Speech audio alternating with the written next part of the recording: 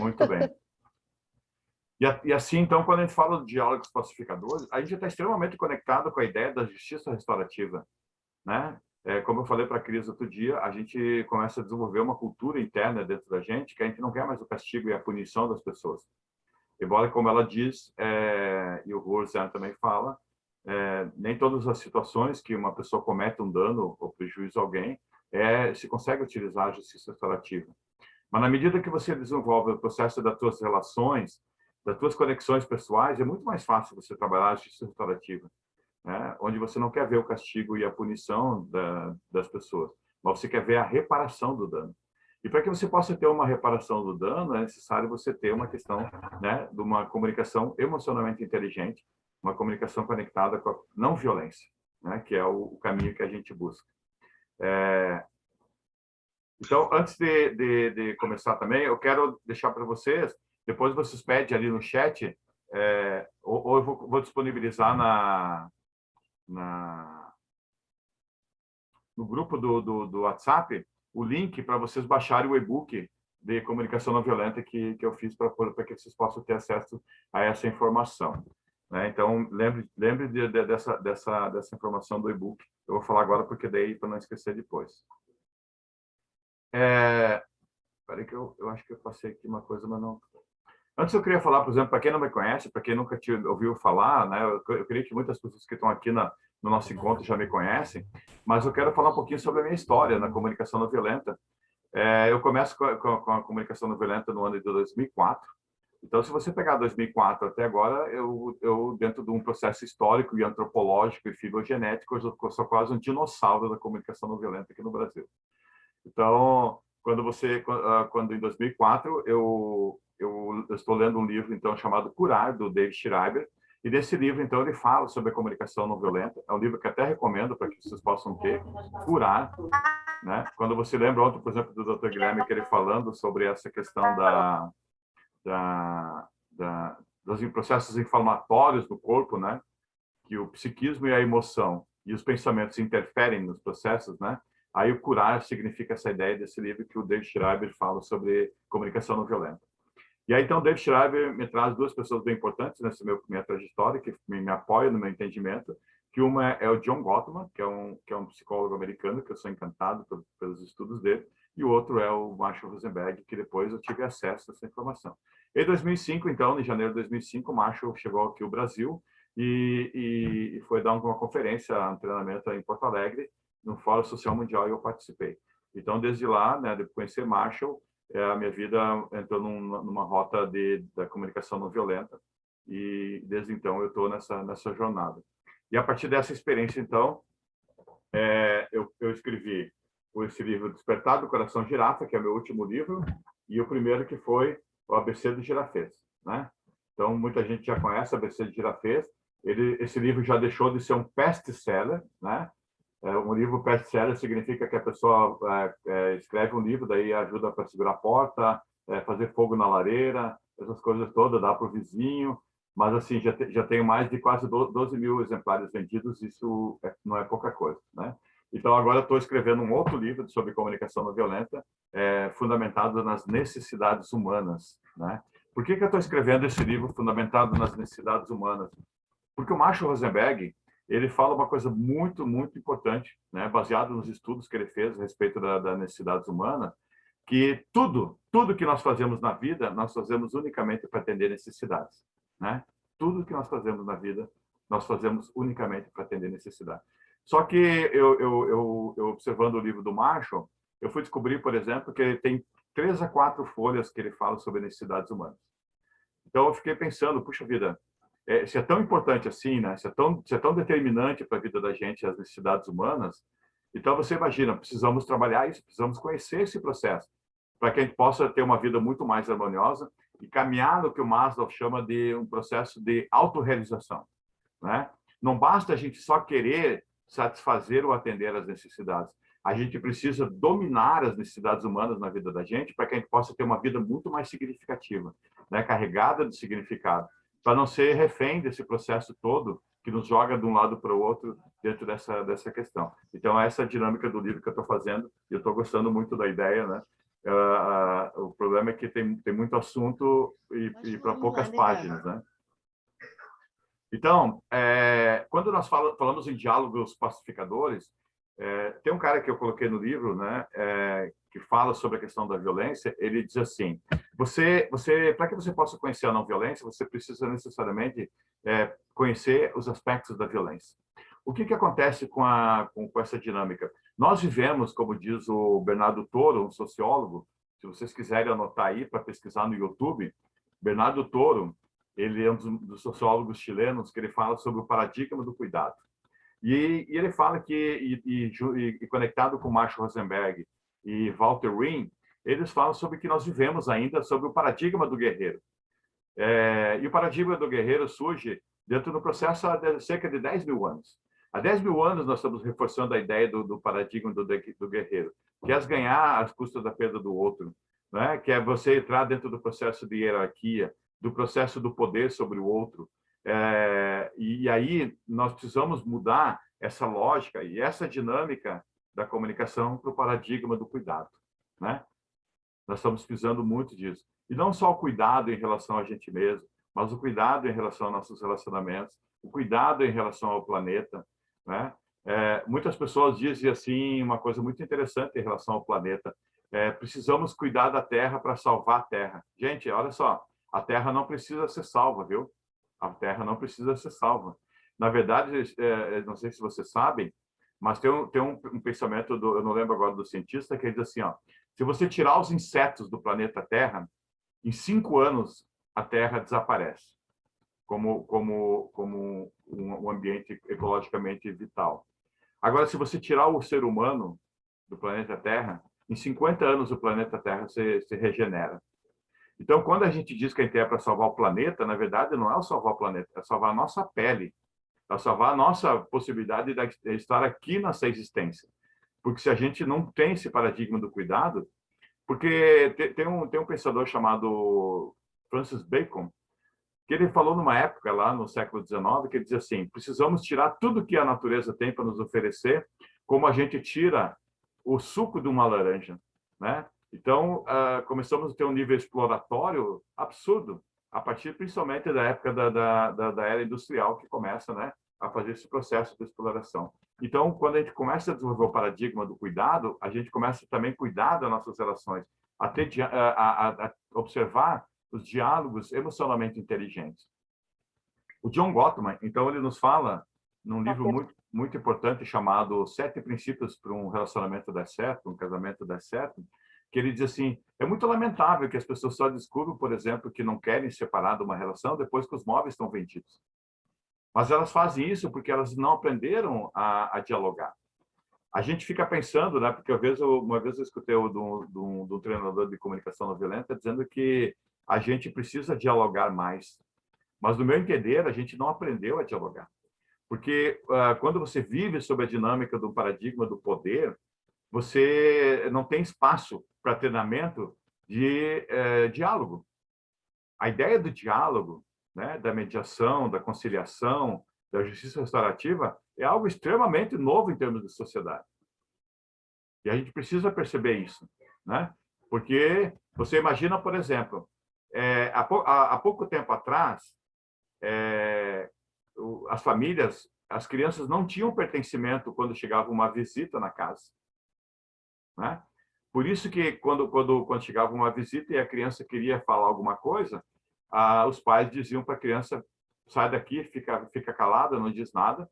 E a partir dessa experiência do não pertencimento da criança, né, se criou um rótulo para essa fase chamada infância. Esse rótulo de infância, IN do latim, significa negação, e fa, de falar. Então, se rotulou naquela época que infância era o lugar onde é que as pessoas não falam. Olha que interessante. Por isso que o meu sonho dentro das escolas é mudar essa questão dessa terminologia de educação infantil. Porque educação infantil significa uma educação onde que as crianças não falam, né? E a partir dessa experiência onde que você não tem legitimidade, não tem conexão, a gente perde a possibilidade de exercitar a nossa capacidade de diálogo, né? Então, eu coloquei lá no nosso YouTube, lá da Now Training, onde tem as lives lá, eu coloquei um vídeo, um documentário sobre a origem da agressão. Vocês podem ver lá depois. E nesse documentário, que é baseado nos experimentos, nos estudos de um psicólogo canadense, Richard Tremblay, nesse documentário, então, o Richard Tremblay vai falar que a grande parte do processo da violência que um adolescente manifesta, na verdade, e o adulto também, foi construído lá na primeira infância, né? Que é onde não se fala. Por quê? Porque as bombas emocionais que a criança fica guardando, quando ela chega na fase da adolescência, estoura tudo lá.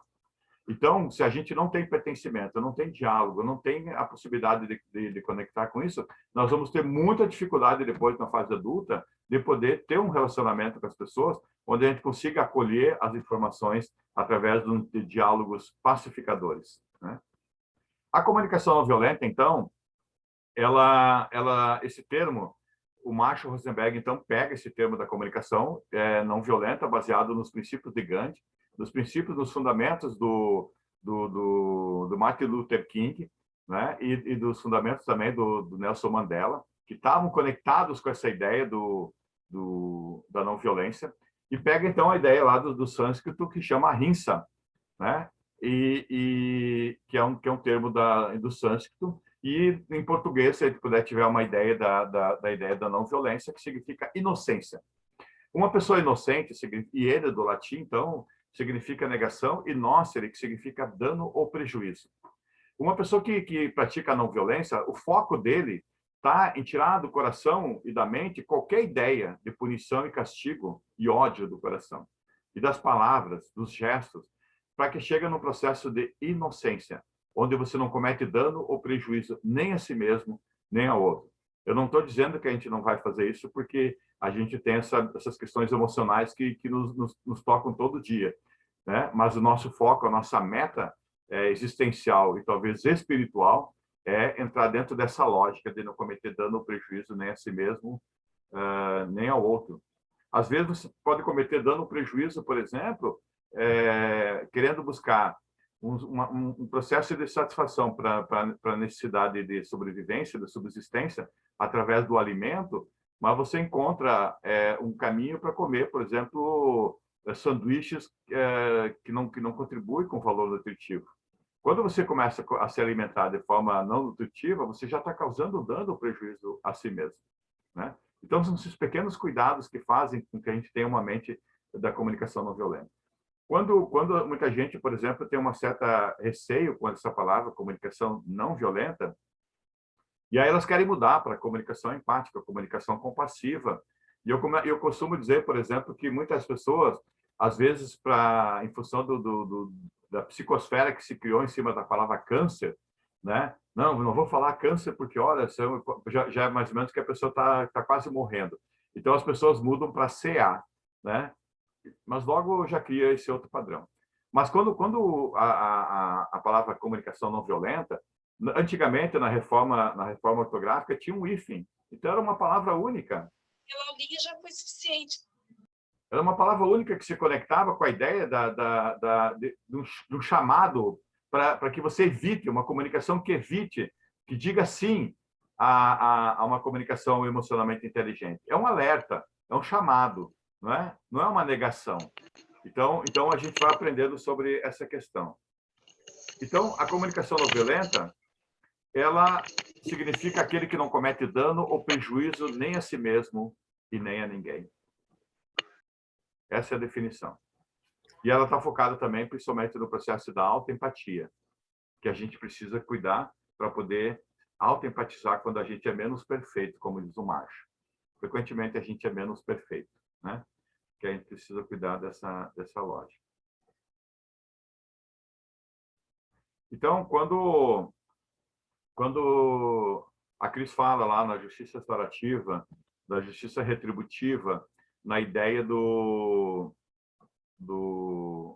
conflitos, quando a Dulce Nascimento também fala dessa questão dos conflitos, que ela diz, eu amo os conflitos, né?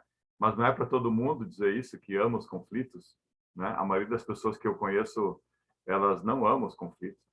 E eu gosto também dessa ideia, porque a gente não deve amar o conflito nesse sentido. A gente precisa amar o bem-estar. Precisa amar uma vida tranquila e emocionante. Tem alguém com o microfone aberto aí, eu acho. Então, o que acontece? Embora a gente às vezes foge um pouquinho do conflito, você pode observar, por exemplo, como é que as pessoas lidam com conflito se alguém mora em condomínio, né? Aí tem uma reunião de condomínio, daí a pessoa uma vai, outra não vai, outra briga com o síndico, outra quando não fala nada e sai da reunião e fala mal do síndico ou da reunião. Eu já fui subsíndico de um prédio, eu sei que isso funciona, né? E aí, então, os conflitos entram dentro dessa dinâmica. Todo dia nós temos uma situação que pode ser conflituosa. Então, como que eu lido com essa dimensão é que vai fazer diferença. Então, o que acontece, você vê que essa imagem, por exemplo, né, uma pessoa pode estar vendo 6, outra está vendo 9, né? E aí podemos ter uma visão de uma questão da perspectiva. Então, conflitos, como diz Thomas Gordon, é que nem chuvas em poços, sempre vão ter. Sempre vão ter. Há uma coisa que eu falo na comunicação não violenta, baseada na minha experiência de tanto tempo fazendo esse trabalho, é que muitas pessoas que disseminam a ideia da comunicação não violenta colocam muito foco na ideia do conflito, né? Mas o Marshall Rosenberg, ele não fala da comunicação não violenta unicamente no aspecto do conflito. O foco do Marshall Rosenberg na comunicação não violenta está em como que você pode fazer para poder contribuir com o bem-estar seu e da humanidade. Ele coloca muito mais foco na ideia de você dinamizar o bem-estar do que necessariamente você colocar o foco no conflito. E aí, como diz Jó na Bíblia, tudo que eu mais temia me aconteceu. Então, se você começa só a colocar foco no conflito, talvez é isso que vai aparecer no teu comportamento. Aquilo que o Dr. Guilherme falou ontem, né? Se teu cérebro cria esse roteiro mental sobre determinadas coisas, você sai na rua, você está arrumando confusão, você está arrumando conflito, porque o teu campo de energia está treinado para essa ideia. Mas o que acontece com as pessoas que elas têm dificuldade e querem fugir dos conflitos? Por uma razão etimológica, né? Quando você pega a palavra CO do português, né? CO significa junto de, né? Então, quando você tem conflito, né? Que é junto de, quando o flitos dentro da etimologia significa flictus ou flagere. Então, quando uma pessoa entra num processo de conflito, ela sente aflição ou um flagelo. E é por isso que a gente corre dos conflitos. Porque a gente não quer sentir emocionalmente as dores do flagelo ou da aflição.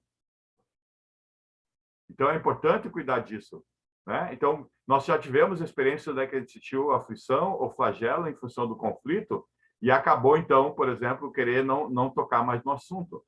Tem gente, por exemplo, que coloca embaixo do tapete determinadas coisas emocionais, né? Para não se envolver, mas aquilo, de repente, vai chegando uma hora que você não tem mais como esconder. Mas por quê? Porque você tem medo do flagelo e do conflito, né? A Janaína, tudo certo, Janaína? Seja bem-vinda. Então,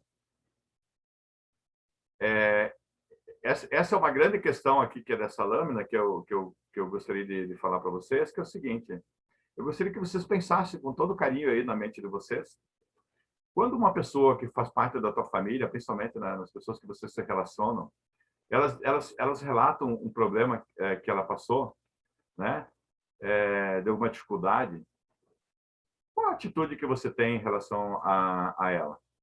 Quando ela conta algo que saiu frustrado em função daquilo que ela tentou fazer, né? Então, a experiência que eu tenho é que quando alguém compartilha com o outro, nós temos duas possibilidades. Ou nós jogamos um tijolo na pessoa, ou jogamos uma boia emocional. Como é que a gente joga tijolo? Tá vendo? Eu não te avisei? Você não quis me escutar? A partir desse momento que a pessoa abre o coração para falar da sua vulnerabilidade, daquilo que está acontecendo na vida dela, pelo aquilo que ela fez, escolheu que teve um caminho diferente do que ela gostaria, se você joga um tijolo emocional nessa pessoa, a probabilidade de você não ter mais diálogos pacificadores é altíssima. A probabilidade de você não ter mais a pessoa que compartilha experiências emocionais com você é altíssima. Porque quem gostaria de conversar com alguém que fica jogando tijolo na gente? Talvez você já tenha tido essa experiência, não é mesmo? O próprio Mark Rosenberg, ele conta uma história interessante, que quando ele brincava, né, que se uma criança pequena tivesse a habilidade de falar, né, e tivesse chorando pela necessidade de alimento, e ela dissesse assim, os seus pais insensíveis, tire suas bundas de cima da cama e venha me alimentar. Você não vê que eu estou morrendo de fome? Aí ele diz assim, você acha que você teria muito prazer e gosto de conversar com alguém e auxiliar alguém se alguém te der uma tijolada dessa forma? Né? Então a gente fica se perguntando, como é que estão meus relacionamentos?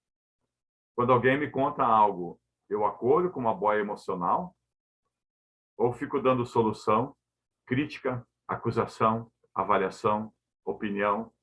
Tudo isso são tijoladas. Então é uma questão importante a gente perceber isso nos nossos relacionamentos, para que a gente possa, de fato, ter uma relação, porque aí, se você tem esse hábito de fazer esse processo de jogar tijolo, a pessoa não conta mais com você para abrir o coração, porque sabe que vem crítica, né? E a crítica, ela é devastadora para dentro dos relacionamentos. Então, nós precisamos aprender a jogar boias emocionais para as pessoas. Se alguém estava ontem no nosso encontro, eu falei sobre a ideia do pensamento do Sherlock Holmes, que ele diz: todo mundo é inteligente depois que os eventos acontecem. Então, se você estivesse na situação, será que você faria a mesma coisa ou não? Né? Então, quando a pessoa te conta o fato, você já está munido de outras informações. Então, esse é o desafio que a gente tem para poder cuidar dessa questão. Um dos comportamentos do lobo, né? O lobo é uma metáfora que a comunicação não violenta utiliza para poder falar sobre essa questão da violência. Então, a função do lobo dentro da comunicação não violenta essa metáfora que a comunicação não violenta é basicamente julgar e culpar o comportamento do outro ou da gente mesmo.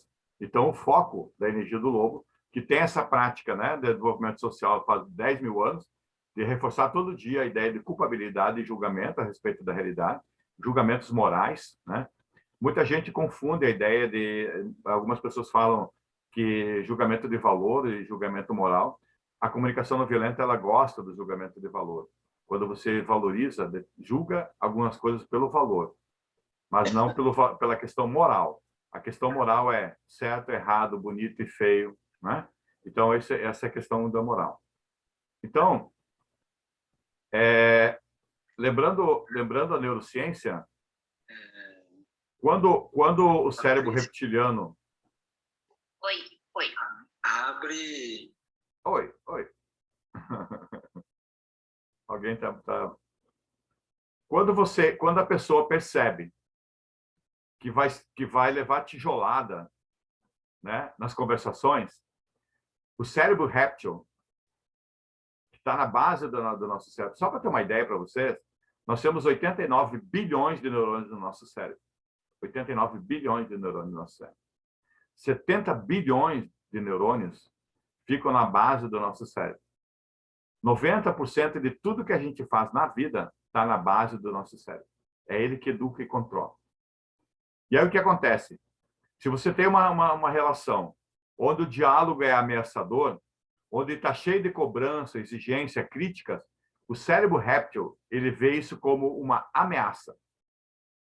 E a partir do momento que ele vê isso como uma ameaça, ele tende a ter 3 comportamentos básicos.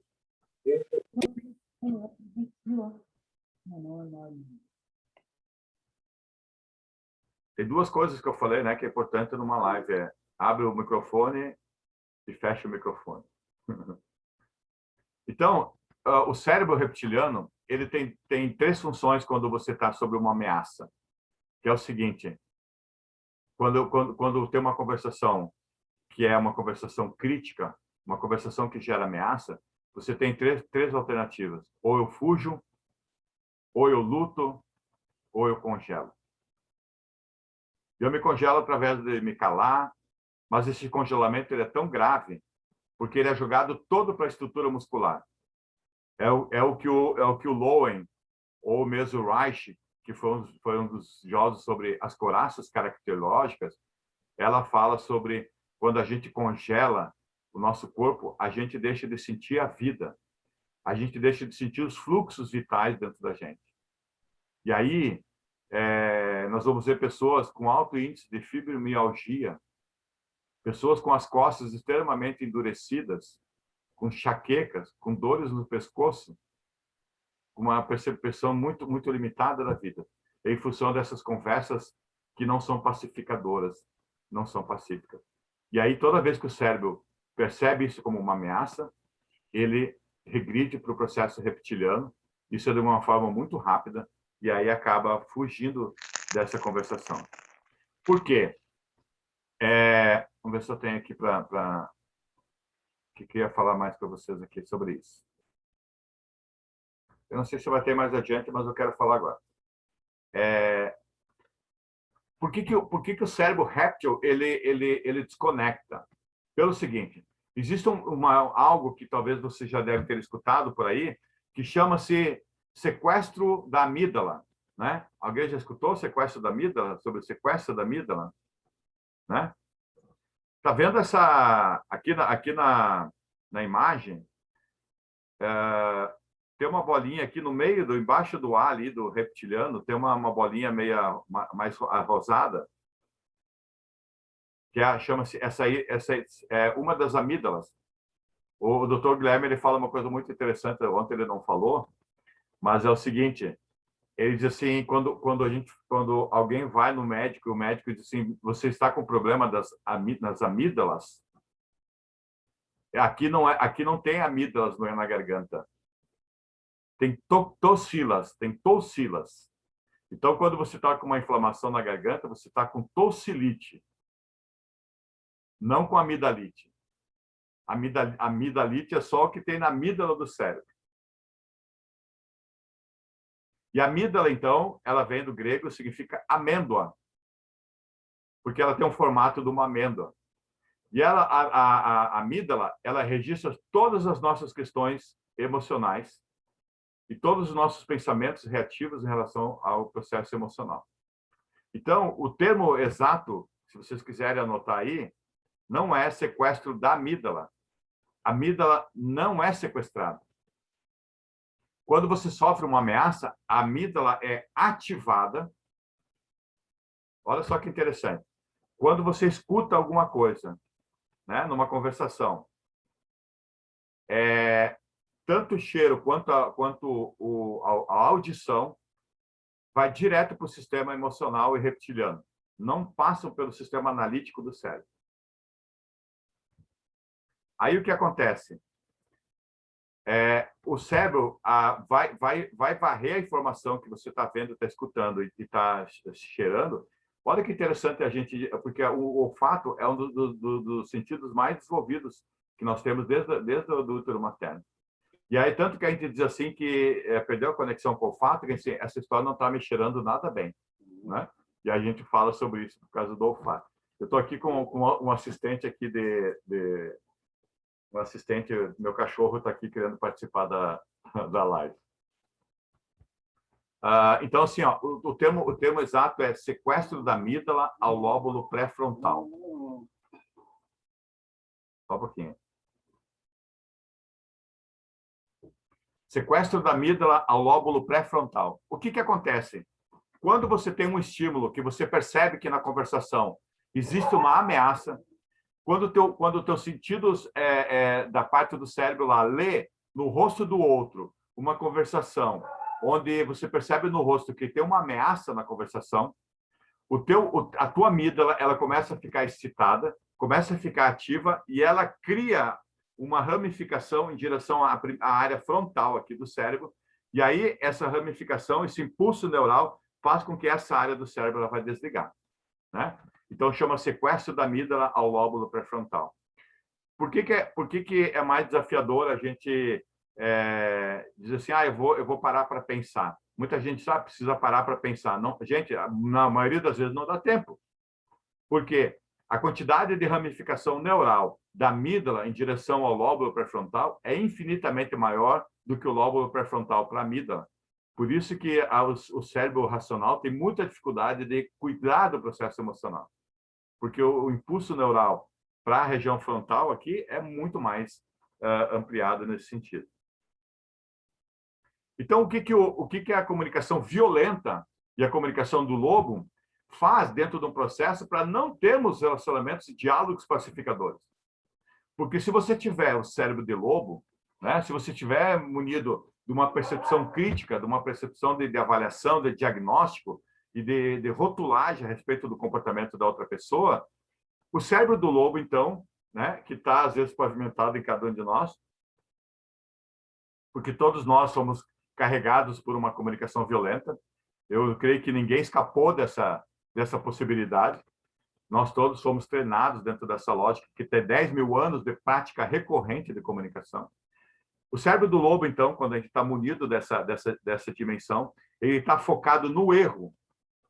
É sempre no erro. Então, quando num diálogo uma pessoa começa a falar algumas coisas, o cérebro do lobo fica pegando as palavras. Ele não olha por debaixo das palavras. Ele não vê o que as necessidades humanas estão por debaixo daquelas palavras. Ele se apega nas palavras e fica procurando o erro dentro do relacionamento, né? Então, nós somos treinados a procurar o erro. Isso é uma coisa muito maluca, né? Como nós procuramos o erro? Procuramos através do uso de diagnósticos, né? O marido chega para a esposa e diz assim: você é uma louca, né?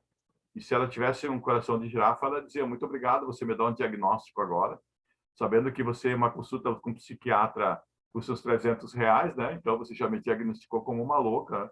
Então, às vezes, sem querer, a gente tem um hábito de diagnosticar as pessoas. Porque essa é uma cultura que a gente aprendeu, da cultura da violência, né?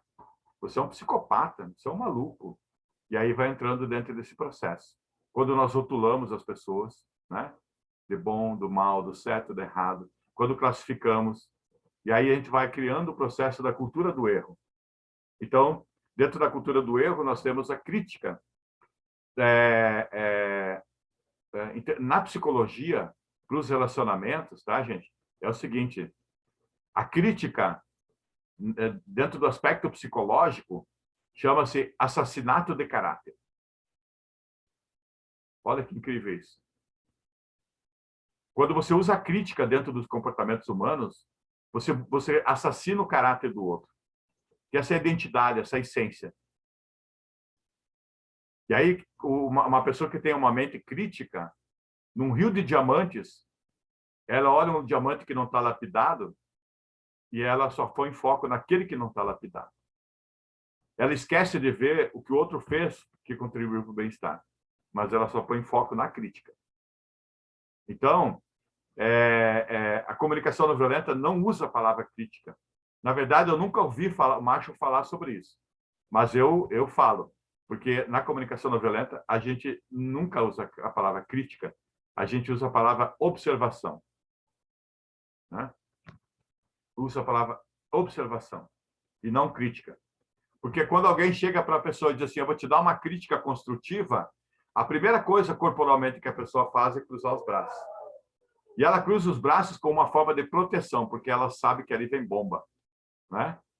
Então, eu gostaria que vocês nunca mais utilizassem nos relacionamentos de vocês algo que você falar para alguém no relacionamento, num diálogo, dizer para a pessoa: eu quero te dar uma crítica construtiva. Então, a crítica, ela está baseada em duas sentenças, que é: você sempre, você nunca. Você sempre faz a mesma coisa, você nunca dá jeito nas coisas, você sempre se comporta desse jeito. Então, quando a pessoa escuta isso, ela reage. E aí os diálogos pacificadores vão para o beleléu, né?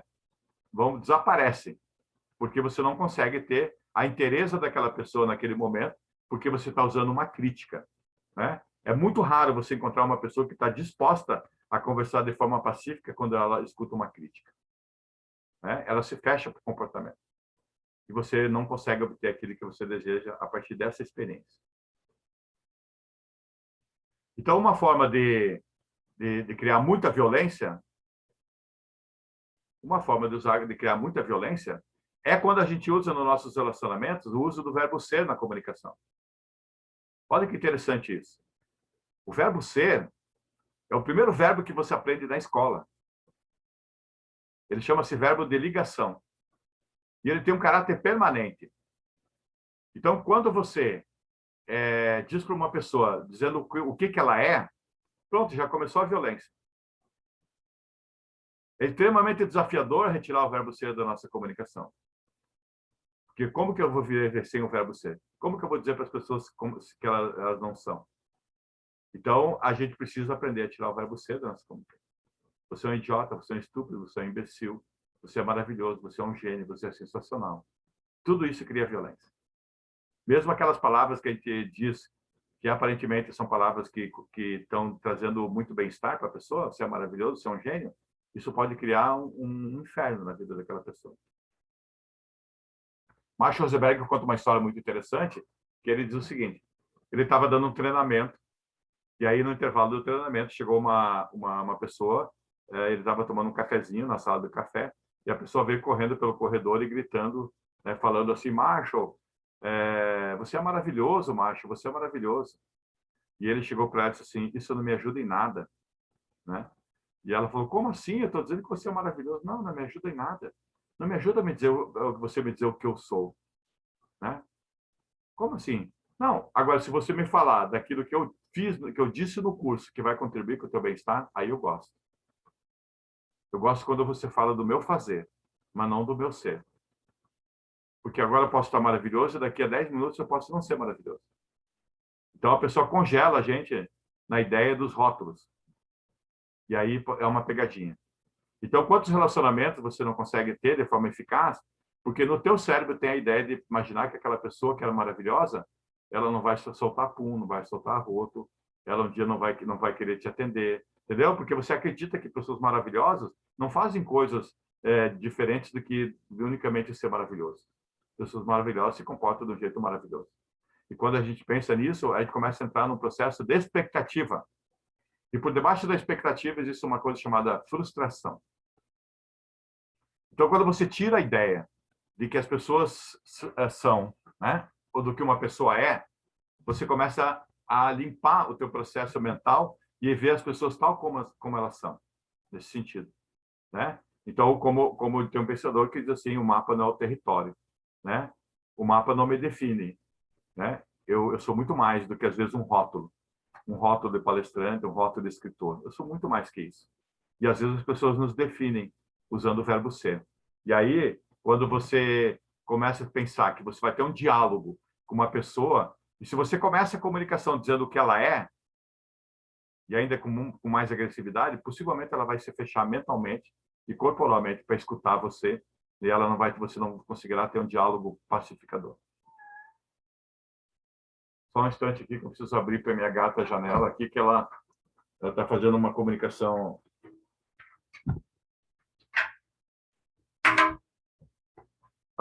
Às vezes acontece isso, né, nas melhores famílias. No livro do John Daniel Goleman, Inteligência Emocional, talvez vocês conheçam, ele conta uma história muito interessante que fala o seguinte: a esposa estava incomodada com o marido porque ele deixava a toalha molhada em cima da cama, e ela percebia isso por várias vezes. Mas até então o aspecto emocional dela estava muito tranquilo. Mas ela não aprendeu sobre comunicação não violenta e ela disse: olha, me incomoda quando eu vejo a toalha molhada em cima da cama. Eu gostaria que você colocasse a toalha lá no varal, ou você podia colocar também na máquina, que eu não me importo em lavar. Então, quando você está nesse nível de emocionalidade, você consegue ter diálogos pacificadores e compartilhar com a pessoa aquilo que está vivenciando.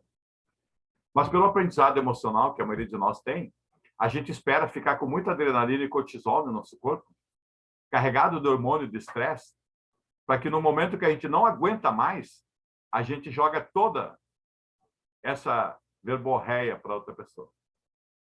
E aí, quando a pessoa, num dia que está extremamente cansada, estressada e carregada de cortisol e adrenalina, Ela olha para aquela toalha molhada em cima da cama e diz para ela: que inferno!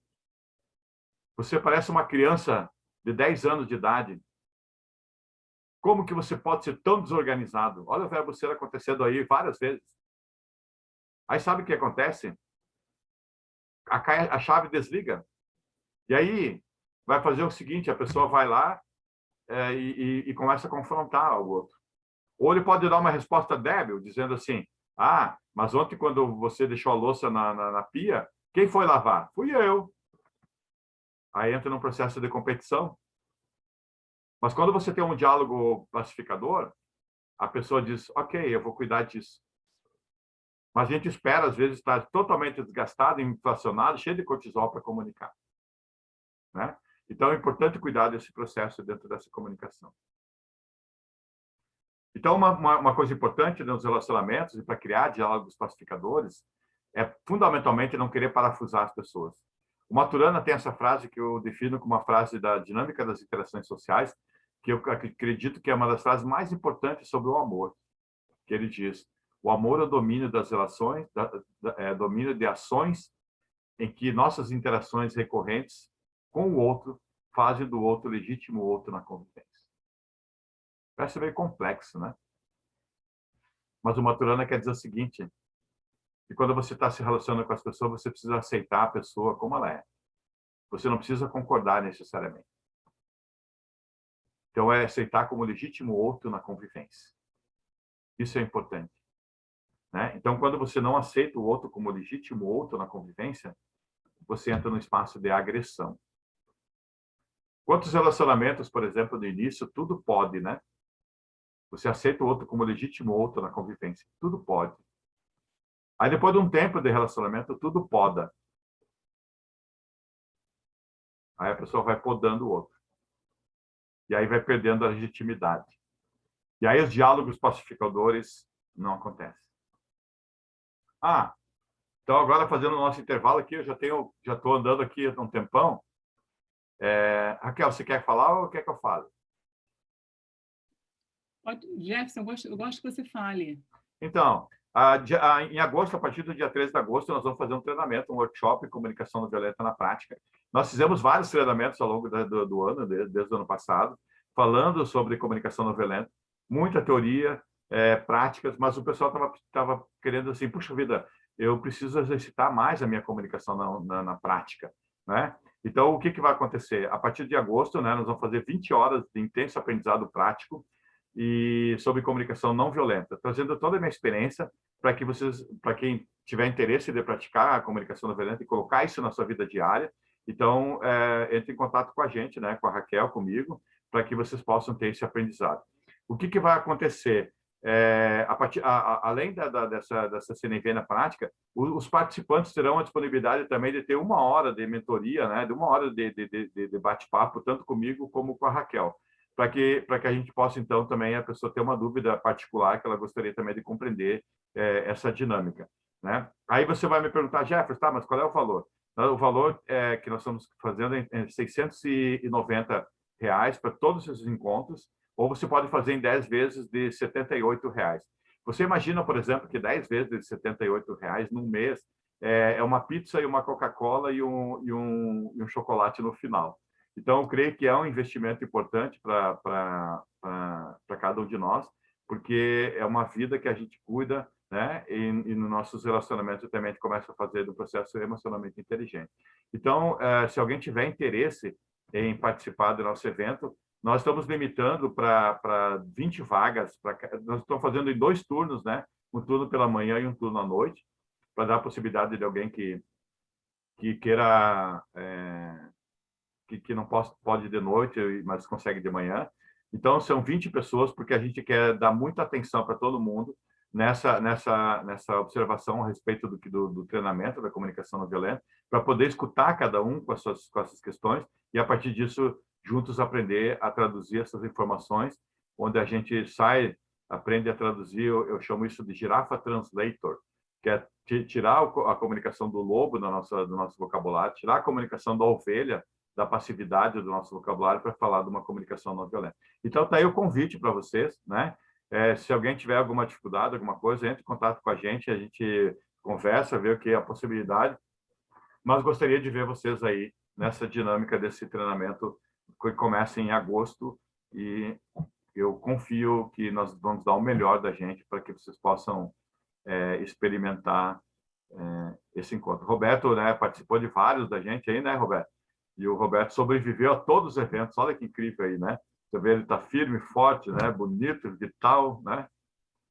Não só sobrevivi, mas como reformulei toda a minha saúde mental e física. Olha só. E a gente não combinou nada, viu, gente? Não combinou nada. Gratidão. Então, tá aí o recado, né? Por favor, entre em contato. Então, dentro desse processo, nós temos 3 tipos de poder aqui no nosso relacionamento. Então, para que você possa ter diálogos pacificadores, você precisa necessariamente trabalhar em cima de um processo chamado ganha-ganha. Mas nós temos dentro da lógica social que a gente vive, 2 tipos que estão mais fundamentados, que é o poder, eu ganho às custas da perda do outro, o outro ganha às custas da minha perda. Então, quando nós usamos o método ganha-perde, eu ganho às custas da perda de B. Ali vocês estão vendo, eu sou A, né? Então, a solução é só aceitável para mim. Quantos relacionamentos a gente conhece que a solução é só aceitável para o outro, por exemplo, né? O outro diz, é assim que as coisas vão ser e é assim que eu ordeno. Não tem diálogos pacificadores aí, né? Porque, nesse sentido, a decisão é unilateral. A decisão é autoritária. A decisão é centrada só no que A quer, né? E aí existe um forte caminho de dominação. A gente sabe, por exemplo, quando a gente era criança, adolescente, que às vezes os pais ganhavam as custas da nossa perda, né? Onde a gente queria uma coisa e eles diziam assim, é agora, assim que vai ser. Então, a partir dessa experiência vem essa sentença que diz assim, manda quem pode e obedece quem tem juízo. A tradução de juízo aí é medo. Obedece quem tem medo, né? Então, não é que eu tenho consciência a respeito da coisa. Eu obedeço porque tenho medo de ser castigado e de ser punido, no princípio da dominação. Mas também tem a questão, por exemplo, onde o outro ganha as custas da minha perda. Às vezes pode acontecer isso. O outro ganha. Então, a solução é só aceitável para uma pessoa. Então, dentro dessas 2 lógicas, não existe diálogos pacificadores. Não há possibilidade de existir diálogos pacificadores. Nesse método 2, por exemplo, onde é que eu perco as custas do ganho do outro, a solução torna o A se torna permissível, né? Eu me torno, ou existe a submissão, existe um sacrifício das necessidades. Gente, só para dar uma informação para vocês, assim, ó, de 65% a 80% das pessoas do mundo vivem sobre um processo de submissão. A maioria das pessoas que eu conheço, quando acontece um conflito, por exemplo, nos relacionamentos, ela tende a se calar. Ela não fala. Isso é uma experiência de submissão, né? Então, é uma coisa importante cuidar disso. O que acontece nessas 2 lógicas? Essas 2 lógicas surge uma situação emocional que chama-se ressentimento. O ressentimento significa que a pessoa guarda com ela essas informações e em algum momento ela vai jogar isso na tua cara. Ou a gente joga na cara do outro. Está lembrado do que aconteceu há 5 anos? Está lembrado do que aconteceu há 2 anos? Você está lembrado do que aconteceu há 10 anos? Isso é ressentimento. E uma pessoa ressentida é uma pessoa que tem comportamentos muito perigosos, que podem ser, inclusive, vingativos. Então, precisamos cuidar dessa dimensão. Então, o ressentimento é ação, resultado de voltar a sentir de volta, né? O pesar, o nojo, a raiva, todo esse processo, né? Então, é importante cuidar disso. O método ganha-ganha, que é a comunicação não violenta busca, que é justamente onde é que tem um fluxo de respeito nas relações, onde a comunicação funciona de forma bilateral e a solução é aceitável para ambos. Se vocês conseguirem colocar no cérebro de vocês essa ideia de sempre pensar, essa solução é aceitável para ambos, você está vivenciando um aspecto da comunicação não violenta. Porque quando eu ganho as custas da perda do outro, um dia a conta chega. Nós pagamos um preço muito grande por ganhar as custas da perda do outro. Um dia a conta chega. Como diz a música do Renato Russo, Boomerang Blue, tudo que você faz, um dia volta para você.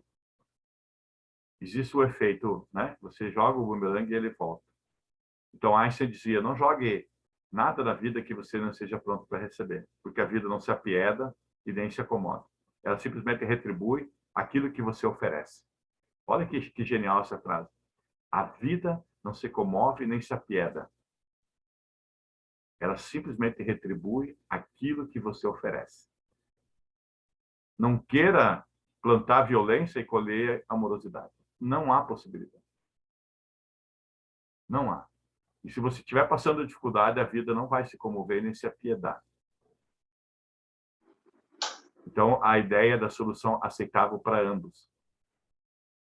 Então, quando a gente usa o processo do ganha-ganha, que é o que dentro das teorias matemáticas chama o princípio da soma não zero, ou quando a gente usa a ideia do jogar frescobol para um ajudar a continuar no jogo, então nós buscamos resolver as diferenças mediante um acordo mútuo.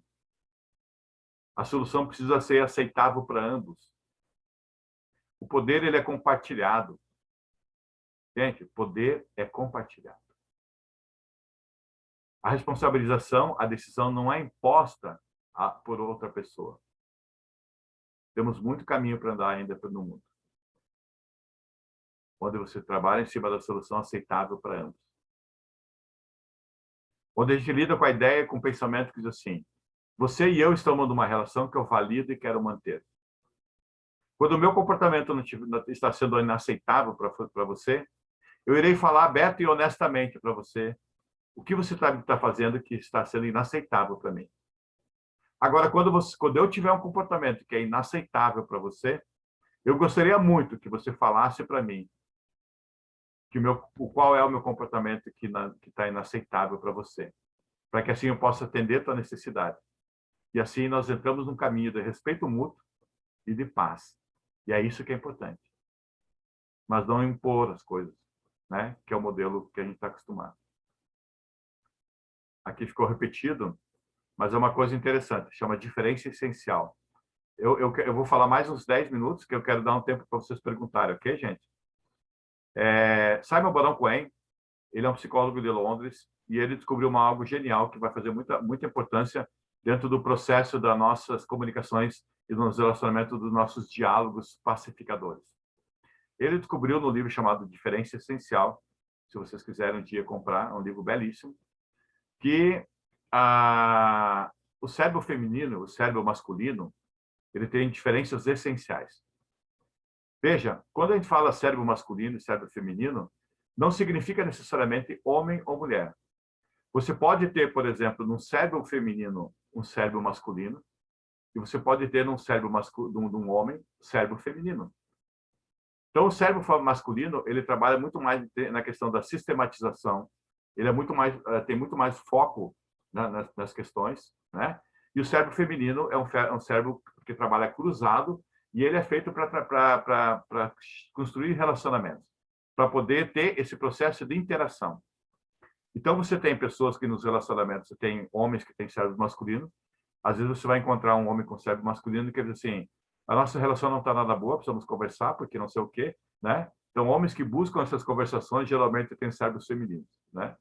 E as mulheres, então, às vezes tem mulheres que têm cérebros masculinos que entram dentro do processo sistemático. Se gosta muito, por exemplo, de tecnologia, de matemática, de questões de lógica, de informática, dentro dessa questão. Então, nesses diálogos pacificadores, é importante compreender, por exemplo, que se você tiver um homem com cérebro masculino, tá? Ele vai falar, em média, 7.000 palavras por dia. E a mulher, que tem um cérebro feminino, vai falar 21.000 palavras por dia. Então, quando você tiver uma conversação, se você for uma mulher que tiver um cérebro feminino, se você for conversar num diálogo com um homem com um cérebro masculino, você precisa necessariamente diminuir 3 vezes a quantidade de palavras. Porque aí a criatura ela quase surta de tanta comunicação. Agora, se um homem ele precisa conversar com uma mulher, ele precisa aumentar 3 vezes a quantidade de palavras. Pensa num esforço gigantesco para a gente. Então, Marshall Rosenberg fala uma coisa que eu descobri esses dias, que eu fiquei encantado de saber, que numa conversação de diálogos pacificadores, para que você possa ter uma conversação emocionalmente inteligente dentro da comunicação não violenta, uma observação a respeito do que você precisa do outro em termos de necessidades não pode passar de mais de 40 palavras. Olha que chocante. Se você falar mais de 40 palavras, a pessoa desconecta. Ela não está mais inteira ali. Mas quantos relacionamentos a gente conhece, por exemplo, que a pessoa fala umas 2.000 palavras em 10 minutos? E aí perdeu todo o foco. Depois de 40 palavras, a pessoa vai desconectando. E ela não te escuta mais. Ela não te escuta mais. Então, precisamos cuidar disso. Diferença essencial. Uma outra coisa importante, John Gottman, então, descobriu que quando você tem uma conversação com alguém, se você quer conversar alguma coisa com alguém sobre algo desafiador, para que não caia para o ambiente do conflito, nós precisamos cuidar para que os nossos batimentos cardíacos... Vocês estão vendo ali um dedo com um oxímetro. Esse oxímetro, então, ele mede a pulsação cardíaca e a questão do oxigênio no corpo. Então, John Gottman diz o seguinte: se você está irritado com alguém numa conversação e teus batimentos cardíacos passam de 100, você desliga a área da consciência. É o que a gente chamou lá do sequestro da amígdala ao lobo pré-frontal. Então, quando chegar a 98 no oxímetro, você precisa parar a conversa, porque você tem a tendência de aí que as panelas voam, o rolo de macarrão atravessa a cozinha, as palavras são vomitadas e machuca o outro, e depois a gente se arrepende. Então, ele sugere que a gente cada um tenha um oxímetro para quando vai conversar com alguém, para ter diálogos pacificadores.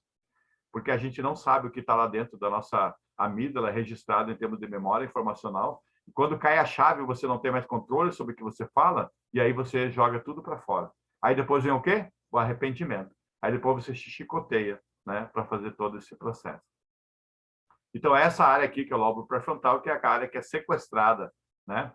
E aí o que acontece? Se passou de 100 em função da irritação, veja, é diferente quando você faz um treinamento de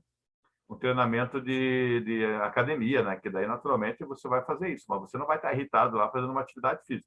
Então, o que acontece? Você tem 6 segundos para intervir, para não cair a chave.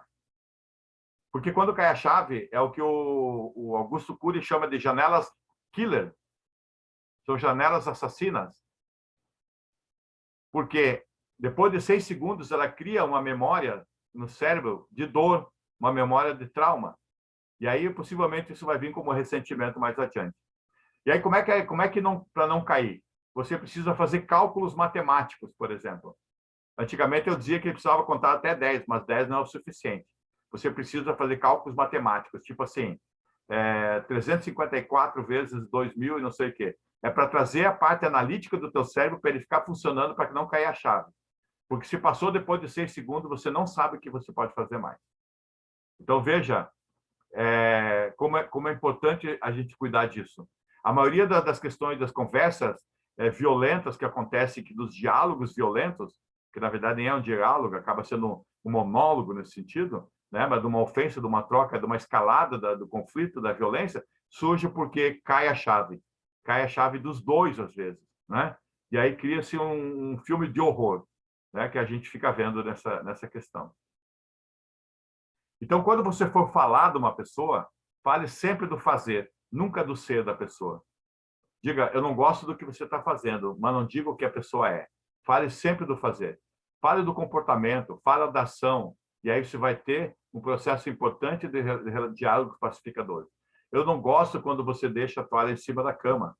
Eu não digo que a pessoa, como que você pode ser idiota, estúpido e tão desleixado. Eu não estou falando do ser da pessoa. Eu estou falando do fazer da pessoa. Isso tem uma diferença muito grande. Existe uma diferença grande, você diz, olha, o que você fez é uma porcaria, foi uma porcaria, mas eu não estou dizendo que você é um porco, né? Tem uma diferença muito grande aí entre o ser e o fazer. Outra dica que eu quero dar para vocês, em diálogos às vezes muito tensos, né? A palavra harmonia, na origem da palavra etimológica, significa estar de ombro a ombro.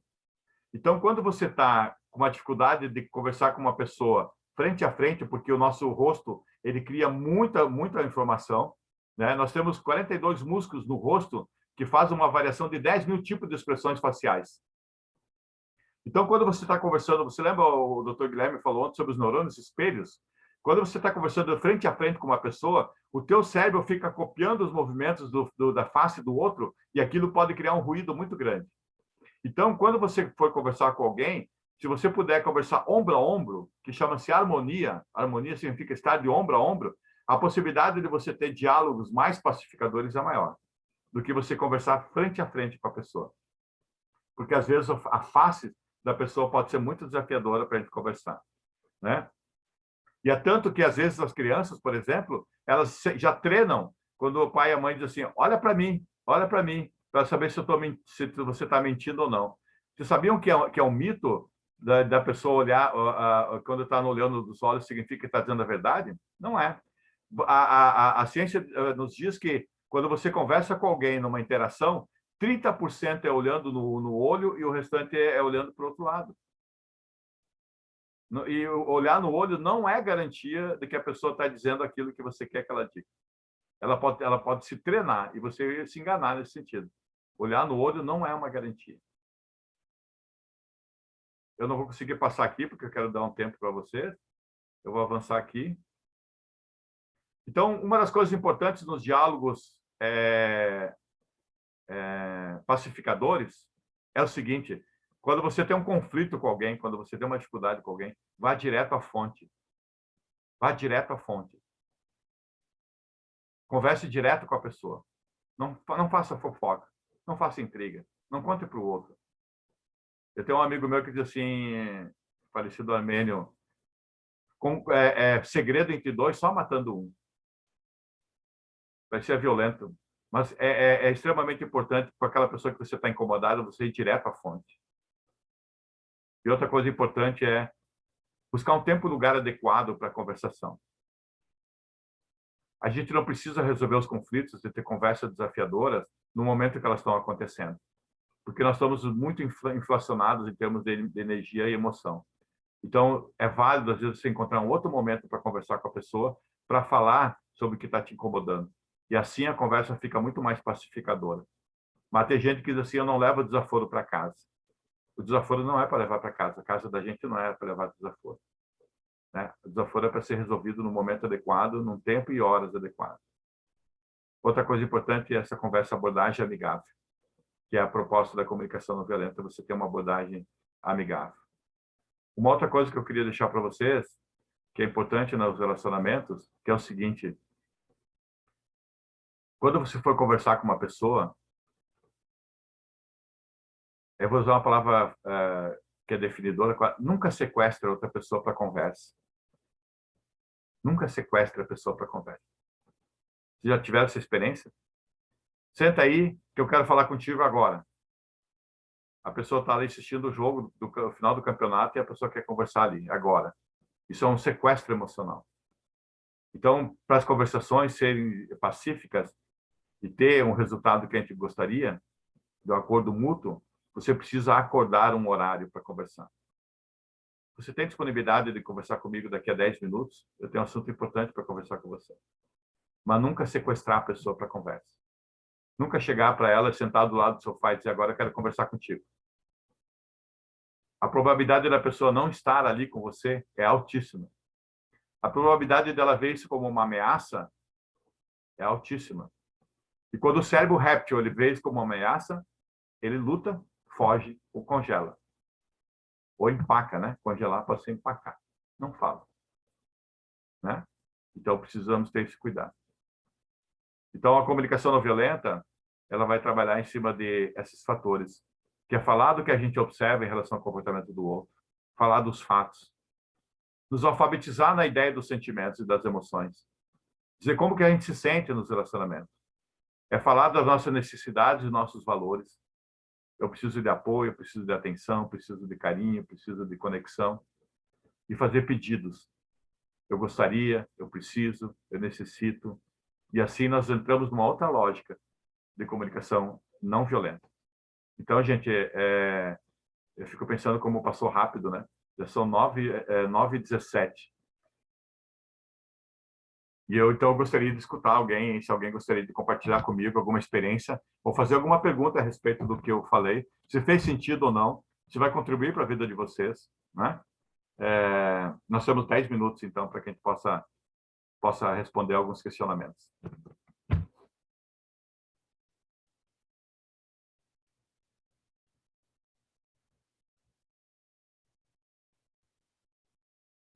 Muito rápido. Jefferson, tá me Oi, ouvindo? tô.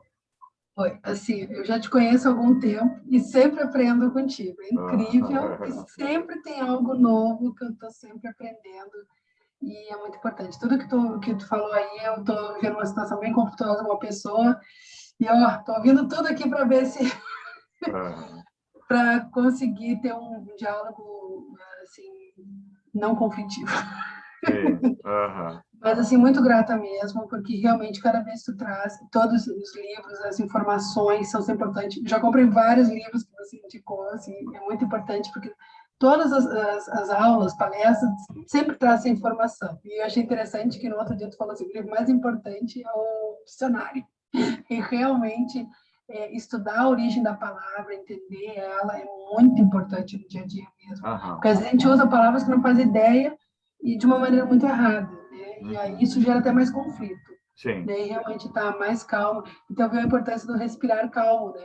Sim. Respira, não deixar aumentar o calor da emoção aí. Então, assim, mais uma vez, muito obrigada mesmo. O conhecimento sempre traz, assim, são muito importantes e fazem muita diferença. Desde que eu te conheci, desde que eu li os teus livros, estou louca para ver o próximo, porque eu sei que vai fazer muita diferença na minha vida. Muito grata. Gratidão, André. Ô, Jefferson, Oi. eu gostaria que você me desse uma diferença entre ser ovelha e ser bode expiatório. Qual é a diferença? Na verdade, o bode expiatório é quando alguém usa o poder de forma manipulatória, né? Porque uma das questões do cérebro de lobo significa astúcia, né? E a astúcia vem do aprendizado de manipulação. Então, uma pessoa que tem um cérebro de lobo, ele usa a astúcia para fazer com que o outro vá lá para frente e seja um bode expiatório, né? Para esconder algo que está mais profundo atrás. O que a gente chama também de boi de piranha, né? Não sei se você já conhece a expressão. O boi de piranha significa aquele boi que vai na frente do rio, né, que está cheio de piranha, enquanto as piranhas mordem o boi lá, os outros passam, né? Então, bode expiatório significa isso, você pegar uma pessoa, né, para ser o crucificado, mas quando na verdade é para esconder outras questões de outro que está por trás dessa história. Eu acho que você acabou respondendo, porque a pergunta que seria o seguinte, seria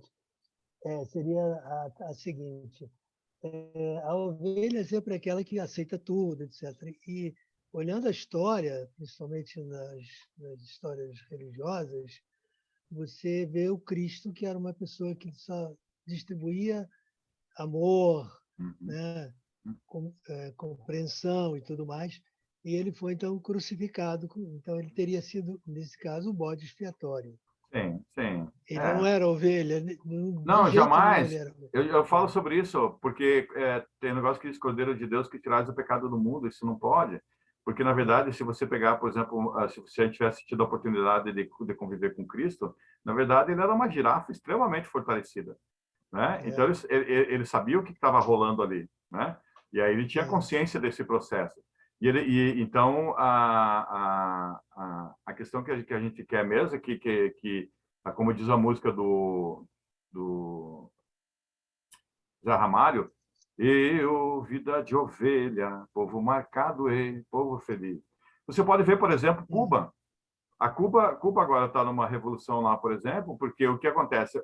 Os sistemas ditatoriais, a primeira coisa que eles fazem é restringir uma necessidade de informação. Mas quando as pessoas começam a conhecer a verdade e ela vos libertará, aí muda as coisas. Mas para aquele que tem o domínio, a pessoa não gosta, né? Porque quando você conhece a verdade, ela te liberta, né? Então você sai. Na verdade, o Marshall fala, o lobo é uma girafa analfabeta. É uma girafa analfabeta na linguagem das necessidades e dos sentimentos, né? E aí a ovelha é a mesma coisa, né? Então, quer dizer, por debaixo da pele do lobo, lá na essência do coração dele, da ovelha, existe uma girafa que foi lobotizada, né? Então, essa é a ideia, né? Uhum. Gratidão. Quem mais, gente?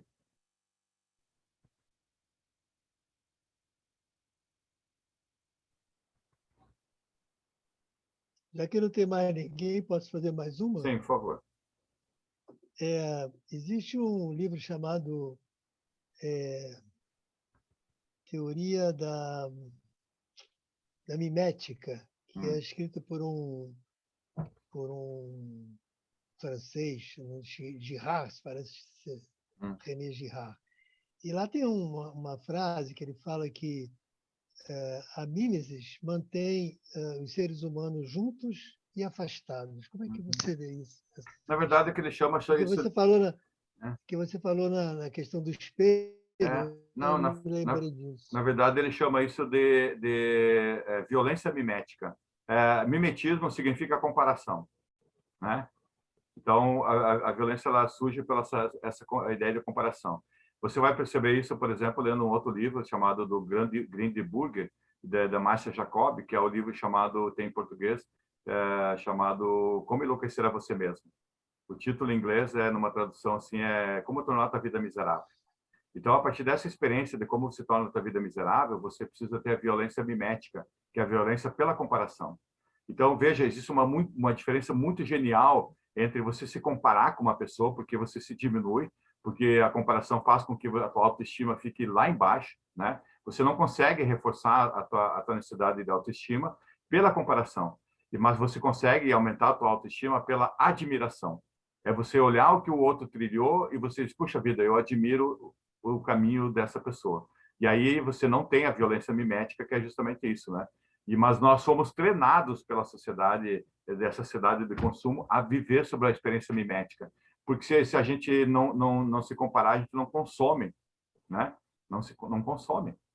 Né? Você sabe, por exemplo, que eu estou escrevendo um livro sobre necessidades humanas e eu fui descobrir que antigamente, antes da era industrial, as pessoas eram muito conectadas com as necessidades humanas, como a gente está buscando hoje se conectar. Mas a partir do momento em que surge a questão do capital, da questão da produção, capital, a questão das indústrias, do sistema industrial, as necessidades humanas migraram para outro processo, que é a necessidade virou bens de consumo e não como valores humanos. E aí que começou toda a confusão. Por isso que a gente às vezes não consegue se conectar com a ideia da necessidade, porque a gente está ainda pensando em necessidade como carência, como algo que eu preciso preencher através do consumo, e não algo que eu preciso trazer de dentro de mim como uma possibilidade de evolução da minha vida. Então, nesse sentido. Gratidão, Roberto, pela pergunta. O Pedro queria perguntar uma coisa, eu estou respondendo rápido aqui com uma Gratidão velocidade, também, uma velocidade da luz para poder atender você. Diga lá, Pedro. Grato pela tua presença. Boa noite a todos aí. Agradecer a todos vocês, agradecer você, Jefferson, agradecer também o Roberto que me trouxe aqui para o... Eu já tinha lido, por coincidência, eu tinha lido o livro do Marshall há um tempo atrás, né? Eu li por acaso, fiquei curioso, é um livro muito renomado e fiquei encantado enfim, com essa abordagem. E numa coincidência assim da vida, a gente estava conversando com o Roberto e ele falou que estava fazendo curso e a gente achou muito legal e ele me convidou. Queria agradecer aí o Roberto por ter me dado essa oportunidade de estar aqui acompanhando essa semana. Uma semana muito corrida, não consegui acompanhar muita coisa, mas eu pretendo depois ouvir com mais calma aí a gravação. Tem muita informação importante aí, inclusive que você passou hoje, e muita coisa que eu pretendo depois rever e anotar. Então é isso. Primeiro, agradecer vocês, agradecer, Jefferson, agradecer ao Roberto. Segundo, né, é um desafio, né? É um desafio pessoal, a gente trabalhar isso na gente. Eu achei uma coisa muito legal que você aborda no teu livro, né, a questão da inocência e da ingenuidade, né? Como é que o termo inocência acabou virando uma coisa meio pejorativa e não é para ser, né? O desafio da gente levar isso para as equipes, né? Eu fiquei pensando como é que a gente pode depois eu continuar a fazer o trabalho. Tem alguém que está começando? Oi. Tem alguém com áudio aí Tá, ligado? já fechei aqui. Tá bom. Eu pretendo fazer workshop, eu tô muito interessado, acho que eu preciso, é um trabalho aí de médio e longo prazo, mas até o desafio de levar o serviço para dentro das nossas equipes, nos lugares onde a gente trabalha, né? Despertar principalmente as lideranças para isso, né? Porque acho que um grande gap, uma grande dificuldade aí dos líderes no mundo atual é exatamente estar ciente de toda essa questão. Você fala muito do trabalho do Ekman, né? Como é que, às vezes, a gente não se dá conta de como é que a gente comunica o que a gente sente. Então, na verdade, a gente tem que ir muito mais a fundo. A gente tem que trabalhar os nossos sentimentos para poder ter uma liderança mais efetiva, né? Mas é isso. O desafio que é também levar isso, não só para a gente, mas também para os outros aí no nosso entorno. Sim. Show de bola, Pedro.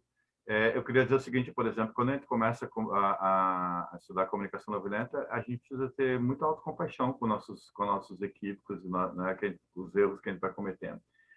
A gente costuma falar, por exemplo, que quando você começa a pensar na comunicação não violenta, na maneira que eu vou conversar, com que eu vou lidar com meus conflitos e tal, eu penso já no Everest da minha vida. O Everest tem 8.789 metros de altura, mas ninguém subiu o Everest na primeira vez, né? A gente, então, para que a gente possa subir o Everest, que é o estado mais elevado de consciência na comunicação não violenta, a gente precisa subir pequenas montanhas, né? Quem começou em qualquer área subiu pequenas montanhas para depois se fortificar nessa ideia. Então, a gente às vezes desiste antes de começar. O próprio Harry Ford diz que tem muito mais gente que desiste do que fracassa, né? Então, assim, dentro do ambiente de trabalho, a comunicação não violenta é um espaço primoroso. Tanto que o Satya, ele é o CEO da Microsoft, que ele, quando assumiu a Microsoft há pouco tempo, ele presenteou todos os líderes com um livro do Marshall. Olha que interessante, né? Então, quer dizer, se você pegar dentro das pesquisas internacionais a respeito lá de Davos, na Suíça, ou Davos, né? A competência emocional e da comunicação está quase em primeiro lugar em todas as competências dentro das organizações. De cada 10 pessoas que são demitidas dentro das empresas, 9 são por comportamento. 9 são por comportamento. Né? Então, veja a importância disso. E eu fico feliz de você partilhar da nossa experiência junto. Né? Gratidão, Pedro. A Fran queria falar, Fran? Boa noite. Queria dizer que é mais uma vez um prazer poder lhe ouvir, professor Jefferson, que foi meu professor na pós, uma pós que mudou muito o meu conceito, na qual a Isabel Cristina Martins também foi nossa mestre, né? Mas que é um desafio muito grande. Eu sou assistente social, trabalho diretamente com conflitos. Na área que eu estou, é uma área que recebe muito essa demanda da família, e a gente tenta passar aos poucos a comunicação não violenta. E eu observo que as pessoas se assustam quando a gente começa a dizer que tem um outro caminho. A gente começa dizendo, bom, você veio até aqui trazendo a sua vivência, e a gente respeita muito isso, porém tem um outro jeito de fazer. Você pode falar a mesma coisa de uma outra forma, e isso às vezes assusta. E o mais interessante que eu queria talvez trazer aqui é que quando a pessoa vivencia isso, no seu pequeno detalhe, simplesmente numa forma de não falar, de não julgar, ela fica encantada com ela mesma. E ela percebe o quanto realmente poderia ter feito diferente várias coisas. E daí a gente consegue construir, né, junto com aquela pessoa, com o querer dela, um novo caminho e entender aqueles conflitos de uma outra forma. E com isso eu queria te dizer que a tua contribuição, ela é uma contribuição muito importante. Sempre que eu te escuto, eu aprendo um pouco. E é maravilhoso saber que a gente está indo para um caminho de conversar. de ouvir os sentimentos, porque a gente percebe que, infelizmente, isso ainda está muito ausente na nossa dinâmica de falar. Mas, mais uma vez, parabéns, e eu sou muito grata de te conhecer, de ter um pinguinho desse teu conhecimento que é tão amplo. Muito obrigada. Gratidão, Fran. Gratidão. Você sabe que Marshall diz o seguinte: quando a gente nasce, nós moramos no coração. Olha que lindo isso. Mas depois de um tempo de convivência, logo no início da vida da gente, a gente vai começando a fazer uma viagem migratória. A viagem do coração para o cérebro. Esse espaço, mais ou menos, tem em torno dos 43 centímetros no adulto, do coração para o cérebro. E a gente entra ali dentro de um processo da lógica, do julgamento, dos pensamentos trágicos de procurar o erro no outro. E quando a gente começa a conhecer a comunicação não violenta, a gente começa a fazer um caminho de volta, do caminho do cérebro para o coração. Mas esse caminho é extremamente desafiador. É um caminho, às vezes, longo, um caminho que pode levar uma vida toda.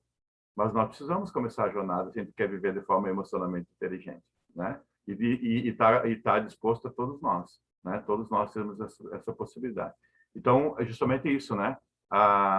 É que nós somos hipnotizados para não descobrir que existe um outro caminho, né? Porque quando você começa, o próprio Claude Stein diz, quando você gosta de você mesmo, você tem autoestima elevada, você não consome como o mercado quer que você consuma, né? Então, você precisa tornar a sua vida miserável para você pensar que você vai atender suas necessidades através do consumo. Eu só serei feliz quando, né? E aí você esquece de outros valores que são importantes. Alexandra, quer perguntar alguma coisa, Alexandra? Boa noite. Eu não vou ligar minha câmera porque não está funcionando. Ok, Alexandra. O curso de essa comunicação não violenta entrou na minha vida este ano.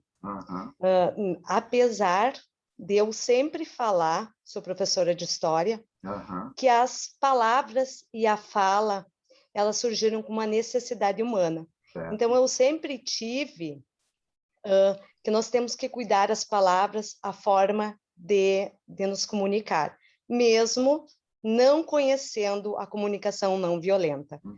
Quando isto chegou até mim esse ano, foi um presente muito grande.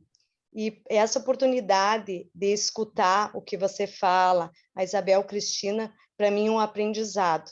Porque como é difícil, apesar de saber da importância das palavras, de como colocar as palavras para uma equipe, e muitas vezes tu não sabe como fazer.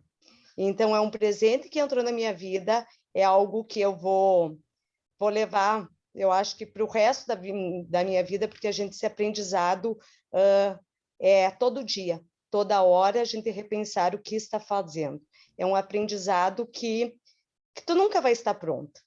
Então, assim, eu agradeço essa oportunidade e já te conhecia através dos livros, enfim, mas não me tocou muito tua fala desde o primeiro dia. E eu até escrevi alguma coisa que tu falou sobre o dicionário, que o dicionário é o livro mais importante. E eu não esqueço isso e vou levar para a vida toda e quero levar para a minha equipe, meus professores que eu lidero. Gratidão e que tenhamos sempre pessoas que possam nos ajudar. Abraço e espero continuar te seguindo. Gratidão, Alessandra. Olha só, Buda tem uma frase que ele diz assim: aquele que escolhe as palavras adequadas nunca ofende a ninguém. No entanto, essa pessoa diz aquilo que é importante dizer, né? Então, a comunicação não violenta, ela traz essa consciência de você escolher as palavras adequadas.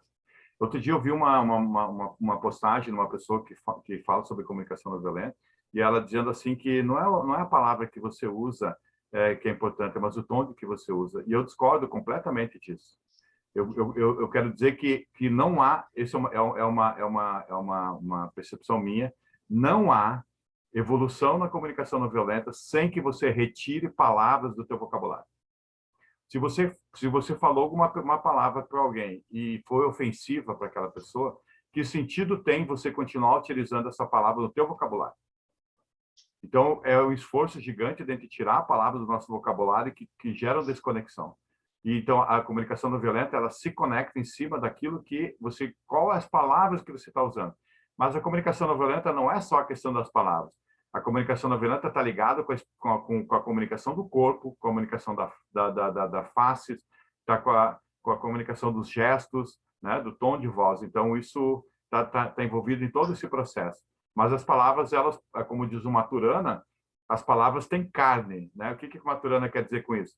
Que ela materializa no nosso corpo. Tanto que a pessoa diz assim, o fulano me disse uma coisa que foi uma punhalada nas costas, né? A pessoa me disse uma coisa que foi um soco no estômago. É isso que ele quer dizer, que as palavras têm carne. Aí a pessoa diz assim, o fulano me disse uma coisa que foi um bálsamo no meu corpo, porque as palavras têm essa possibilidade. Então, é orar e vigiar e fazer essa faxina de palavras que a gente tá usando nesse processo. Por isso que, mais que o dicionário em si, eu gosto da etimologia da palavra, porque às vezes o dicionário ele não é tão etimológico quanto a gente imagina. Ele tem lá uma descrição de palavras, mas não é tão etimológico. Então, a etimologia da palavra, o dicionário e o que mais quer dizer. E aí, basicamente isso, né? Que é importante a gente cuidar. Então, eu creio que é isso, gente. Mais uma última pergunta para encerrar o nosso encontro? Quem que nunca ouviu falar que eu gostaria que falasse? Quem nunca a primeira vez que está aqui? Ou todo mundo me conhece? Não, a Alexandra não me conhecia.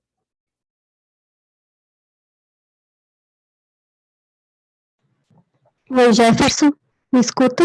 Quem que está falando? Grace? Grace. Grace. Faltou um E. Diga, Grace. Falo aqui de São Vicente do Sul. Fiz um curso de práticas iniciais com a Cristina. Ouvi ela na segunda-feira também. E é a primeira vez que te escuto. Enquanto tu falava, enquanto a Cris falava também na segunda, há poucos dias eu passei por um processo, eu acho, que mexeu muito comigo, que foi... sofri uma comunicação violenta, eu acho. Acredito que foi. Se o teu corpo doeu, porque sofreu. Tua voz está falando isso, já significa que sofreu. Doeu bastante. Então, é isso. Do meu chefe, e na segunda a Cris falou sobre isso, que às vezes a gente não consegue dar resposta. E eu não consegui responder. E hoje tu falou sobre a conversa e tal, sobre comunicar, né, sem violência, conversar lado a lado. Sim. Eu não consegui ainda, porque estamos em pandemia, né? Mas como é difícil, assim, quando é a gente que sofre e percebe. Eu não tive ação, e acho que até agora eu não tive, não reagi a nada, eu simplesmente me calei. Sim. Porque eu pensei, se eu der uma resposta nesse momento, eu vou ser muito grosseira. Cai a chave. Fazendo a mesma coisa que a pessoa fez, que foi expor a situação nas redes sociais. E não era isso que eu queria.